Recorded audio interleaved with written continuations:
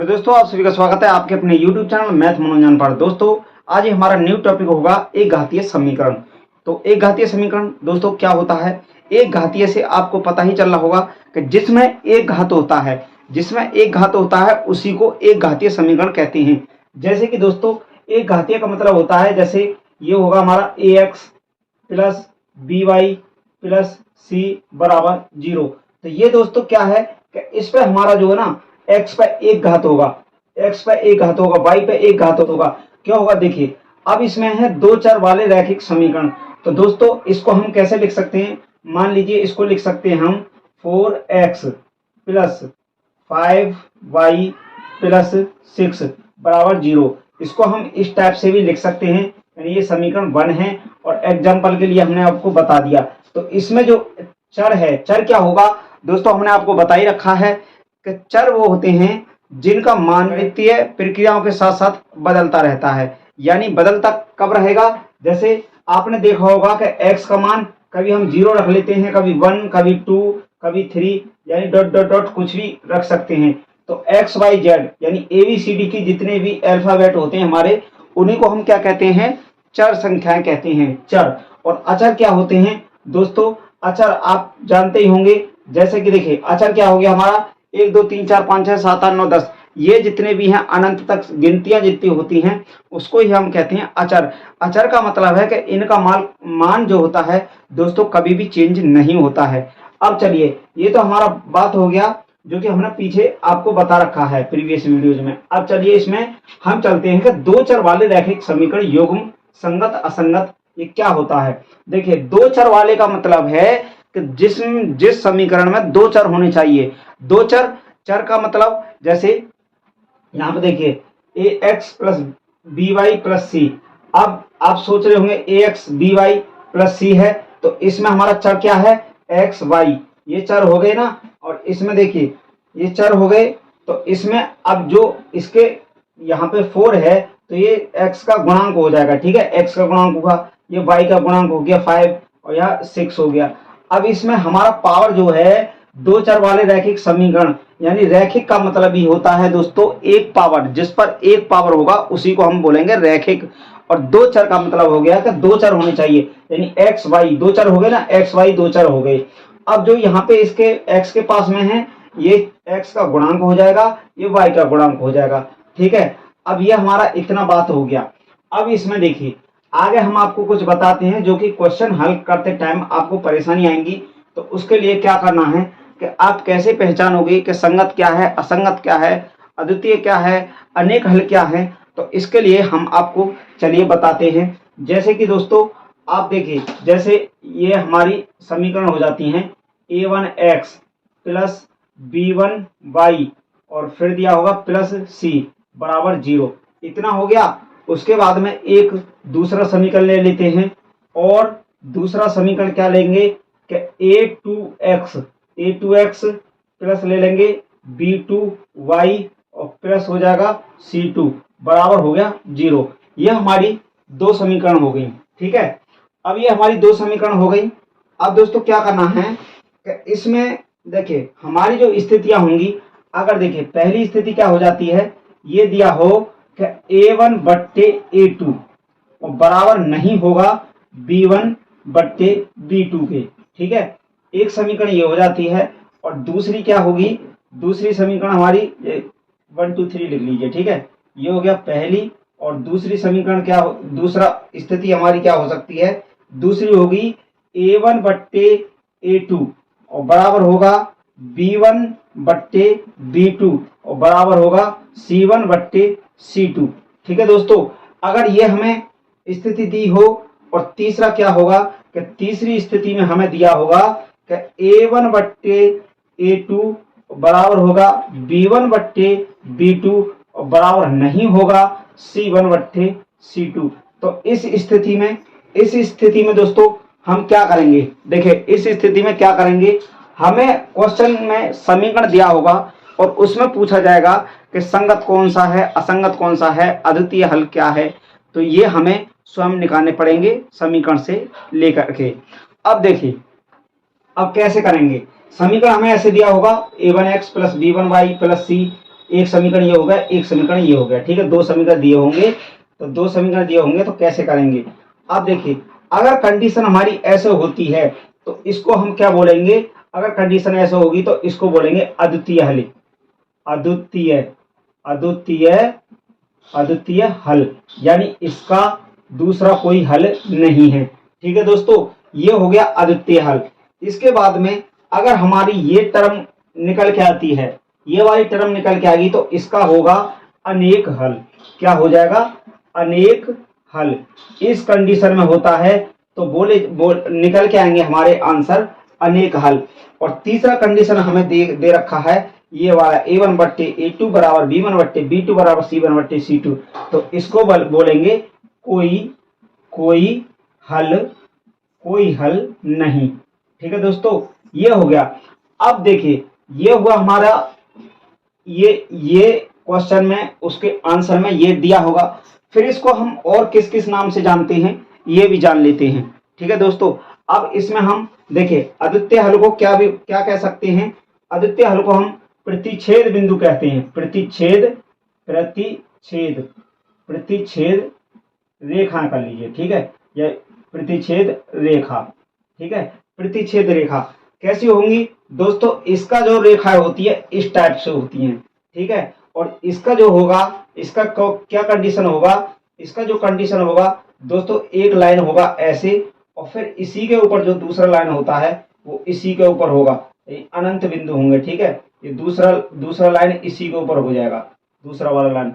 और तीसरा लाइन होगा हमारा, ये हो जाएगा तीसरा जो होगा, ये समांतर रेखाएं होंगी। कैसे होंगी, जैसे ट्रेन की पटरी की तरह। तो इसका क्या होगा कि इसमें हमें ट्रेन की पटरी की तरह, जिसमें देखने में शुरुआत में तो लगेगा कि बराबर है, लेकिन आपने देखा होगा जब ट्रेन को दूरी पर देखा जाता है तो ऐसा लग रहा है जैसे कि वो कहीं पर मिल रही होंगी। तो इसलिए यहाँ पे c1 बट्टे c2 बराबर नहीं होगा। अगर ये तीन कंडीशन होती हैं, ये प्रतिच्छेद करती हैं। प्रतिच्छेद कहाँ कर रही हैं दोस्तों, इसके बीच में आप देख रहे हैं ये जो बिंदु है इसको प्रतिच्छेद बिंदु बोलते हैं, ठीक है। ये यहाँ पे प्रतिच्छेद कर रही है, प्रतिच्छेद रेखा। अब इसके बाद में ये अनेक हलवादी क्या है, अनेक हल में इसको हम बोलते हैं संपाती रेखाएं, ठीक है। इसको बोलते हैं संपाती। दूसरी भाषा में हमें आंसर में दिया होगा संपाती रेखा, ठीक है। संपाती रेखाएं लिख सकते हैं इसको, संपाती रेखाएं, प्रतिच्छेद रेखाएं।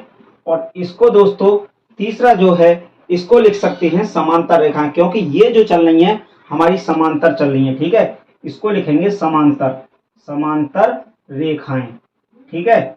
अभी दोस्तों, अभी इनको और भी हम किस भाषा से बोल सकते हैं, ठीक है। अभी इसको और भी कुछ बोल सकते हैं हम दोस्तों। क्या बोल सकते हैं कि इसको बोल सकते हैं, इसको बोलेंगे हम संगत युग्म, ठीक है। इसको बोलेंगे संगत युग्म।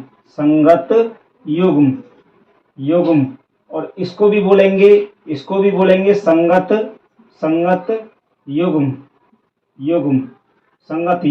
और इसको बोलेंगे असंगत युग्म। दोस्तों ये हो गए हमारे तीनों बातें इसमें। जो क्वेश्चन में आपको दिया होगा तो कंफ्यूजन में मत रहना दोस्तों।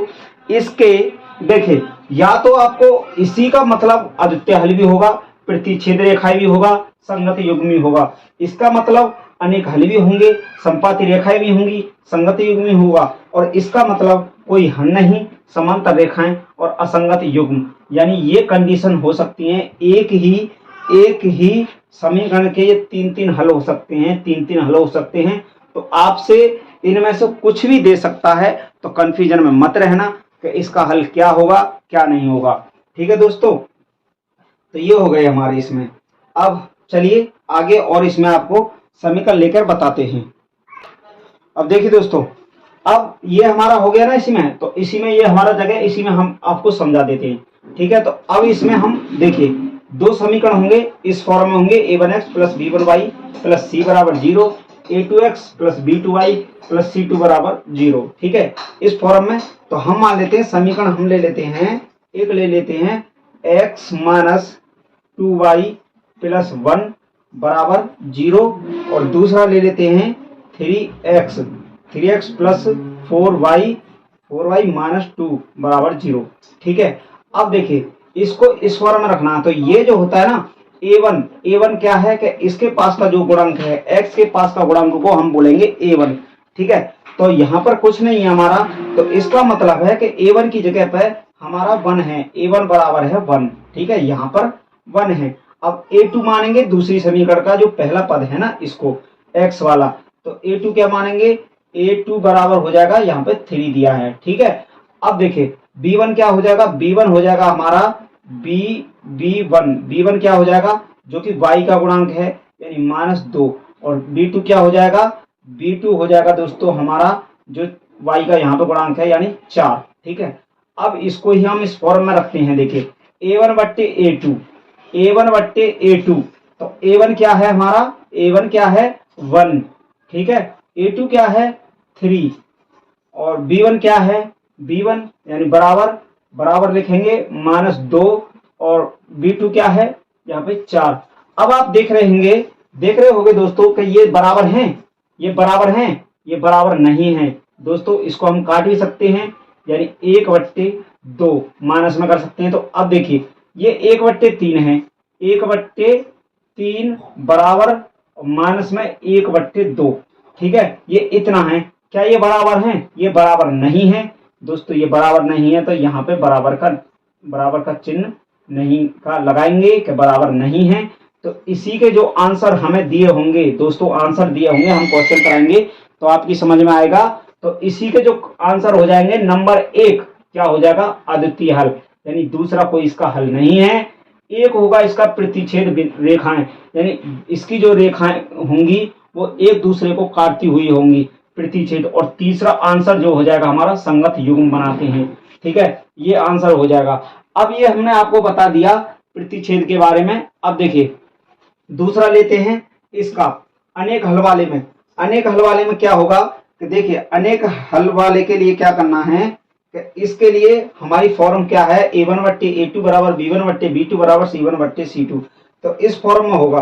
तो कैसे होगा, जैसे देखिए हमारा समीकरण होगा, यहाँ पे देखिए 2x प्लस 3y माइनस 9 बराबर 0, एक समीकरण ये हो गया। और दूसरा ले लेते हैं 4x प्लस 6y माइनस 18 बराबर 0, दूसरा समीकरण दोस्तों ये हो गया, यानी पहला और ये हो गया हमारा दूसरा, ये समीकरण हो गए।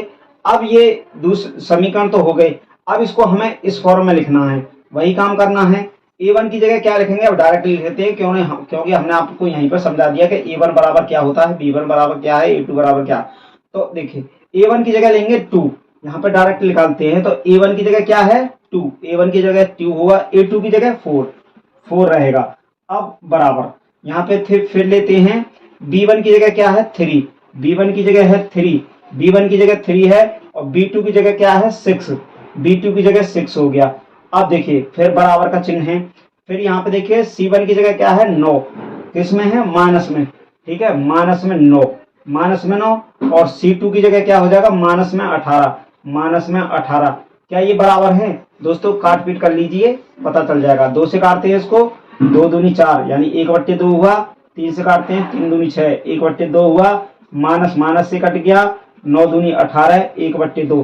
तो इसका जो हुआ कितना हो गया, इसका दोस्तों आ गया 1/2 बराबर 1/2 देखा दोस्तों आपने, इसका जो है तीनों का जो मान है वो बराबर है। तो इसके हल क्या क्या हो जाएंगे, एक पहला हल हो जाएगा अनेक हल, ऐसे क्वेश्चंस में अनेक हल हो जाएगा। दूसरा हो जाएगा संपाती, और तीसरा हो जाएगा संगत युग्म। ठीक है, ये इसके हल हो जाएंगे। अब रह गया हमारा लास्ट रह गया तीसरा। इसमें देखते हैं कि ये किसके लिए सही बैठता है। तो इसमें हमारे समीकरण हो सकते हैं दोस्तों, इसमें समीकरण क्या हो सकते हैं हमारे, इसमें ले लेते हैं, जैसे समीकरण ले लेते हैं पहला x प्लस 2y माइनस 4 बराबर 0, पहला समीकरण हो गया। और दूसरा ले लेते हैं 2x प्लस 4y और माइनस 12 बराबर 0, ये हो गया समीकरण। तो ये हमारा इसमें पहला हो गया, और ये समीकरण हमारा दूसरा हो गया। ठीक है, अब इसमें ये 2 समीकरण हो गए। इसमें भी यही काम करना है कि a1/a2 बराबर b1/b2 बराबर c1/c2। तो इसी में मान रखना है, a1 की जगह क्या रखेंगे 1। दोस्तों x के पास कुछ नहीं है तो इसका मतलब है 1, x का गुणांक 1 है, अगर नहीं दिया है तो x का गुणांक 1 है। ठीक है, अब यहाँ पे 1 हो गया 1 बट्टे, अब a2 की जगह क्या हो जाएगा, यह 2 हो जाएगा, बराबर लिखेंगे। फिर यहाँ पे b1 की जगह क्या है 2, अगर माइनस होगा तो माइनस चिन्ह लगाना है। और यहाँ पे अब b2 की जगह क्या हो जाएगा, a2 की जगह b1 की जगह हुआ 2, b2 की जगह हो गया 4, और फिर बराबर करते हैं। फिर c1 की जगह क्या है -4 और c2 की जगह क्या है -12। ठीक है, -12। अब देखते हैं, यहाँ तो 1/2 है, कटेगा नहीं, यहाँ काट के देखते हैं 1/2, सही है, कट गया ना, 2 दूनी 4। इसको काटते हैं तो माइनस से माइनस कट गया, 4 तिया 12, 1/3। अब इसको हम लिख सकते हैं 1/2 बराबर 1/3। दोस्तों आप देख रहे होंगे कि 1/2 बराबर है, 1/2 बराबर है, लेकिन 1/3 इसके बराबर नहीं है। ये बराबर नहीं है तो इसके 3 हल हो जाएंगे। क्या हो जाएंगे, नंबर 1 हो जाएगा इस वाले का हल, ये वाला। ठीक है, कोई हल नहीं। तो इसको आंसर में दिया होगा दोस्तों, हम क्वेश्चन कराएंगे, समझ में आ जाएगा। पहला आंसर दिया होगा कोई हल नहीं, दूसरा इसका हो सकता है समांतर रेखाएं, और तीसरा हल हो सकता है असंगत युग्म। तो इनको सबको आप याद कर लीजिएगा कि ये क्या होते हैं दोस्तों, वेरी वेरी इंपॉर्टेंट हैं, ये हाई स्कूल के लिए क्वेश्चन पूछे जाते हैं। तो चलिए आज की क्लास को यहीं तक रखते हैं, इसको आप याद कर लीजिएगा। Thank you, best of luck.